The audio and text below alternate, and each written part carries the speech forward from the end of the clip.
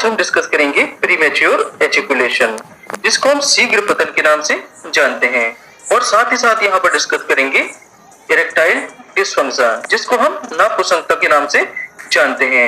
यहाँ पर हम जानेंगे इसकी मेडिसिन के बारे में। तो चलिए दोस्तों शुरू करते हैं। तो यहाँ पर डिस्कस करेंगे प्रीमेच्योर एजुकेशन की मेडिसिन के बारे में।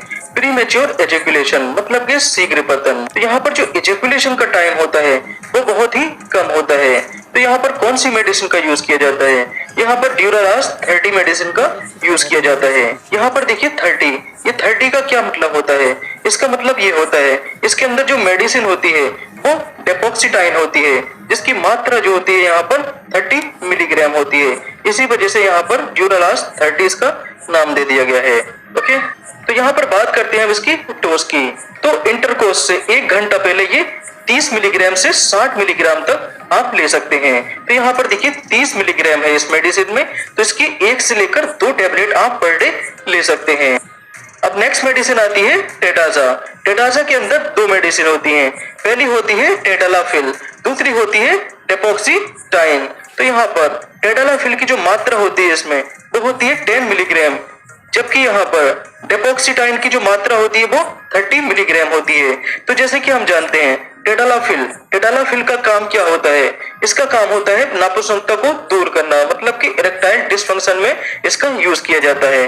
और दूसरा डेपोक्सिटाइन कहाँ पर काम करती है? ये जो है प्रीमेच्योर एजुकेशन को रोकती है, मतलब कि शीघ्र पतन में इसका यूज किया जाता है। अब बात करेंगे हम इसकी डोज की। तो इंटरकोर्स से लगभग आधा घंटा पहले इसकी 1 या 2 टैबलेट ले सकते हैं। यहाँ पर जो मैक्सिमम टैबलेट है वो आप 2 पर डे ले सकते हैं, इससे ज्यादा आप नहीं लेंगे। ओके, अब यहाँ पर बात करेंगे हम इसके एक्शन ऑफ मैकेनिज्म की। तो ये डेपोक्सिटाइन जो मेडिसिन होती है वो SSRI क्लास की मेडिसिन होती है, जो सीरोटोनिन, जो कि हमारा एक न्यूरोट्रांसमीटर होता है। तो ये मेडिसिन सीरोटोनिन के लेवल को इंक्रीज कर देती है।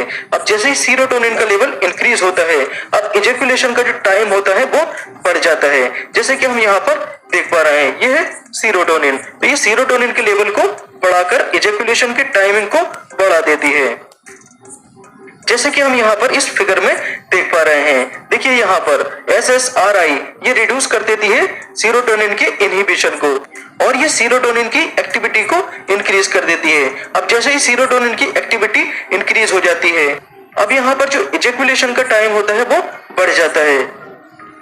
अब यहाँ पर बात करेंगे हम इसके साइड इफेक्ट्स की। तो इस मेडिसिन के क्या क्या साइड इफेक्ट्स हो सकते हैं? पहला होता है नोजिया। नोजिया मतलब के फीलिंग ऑफ वोमिटिंग, मतलब के मतली होना, मतलब के जी घबराना। नेक्स्ट आता है डिजीनेस, मतलब कि सर चकराना। उसके बाद आता है हेडेक, मतलब के सर दर्द होना। उसके बाद आता है इंसोम्निया, मतलब कि नींद का ना आना। तो ये सारे के सारे इसके साइड इफेक्ट्स हो सकते हैं। अब यहाँ पर देखिए कुछ नोट करने वाली बात है। ये जो मेडिसिन है वो 18 से 65 साल की एज में ही यूज करनी होती है। 18 साल से कम एज में यूज करनी नहीं रहेगी, और 65 साल के बाद भी ये यूज करनी नहीं रहेगी। और यहाँ पर किसी को अगर लीवर प्रॉब्लम है तो यहाँ पर इसको यूज नहीं करना होता है। दूसरा, रीनल या किडनी प्रॉब्लम है किसी को, तब भी इसको यहाँ पर यूज नहीं करना होता है। नेक्स्ट, हार्ट प्रॉब्लम में भी इसको यूज नहीं करना होता है। Okay, thank you.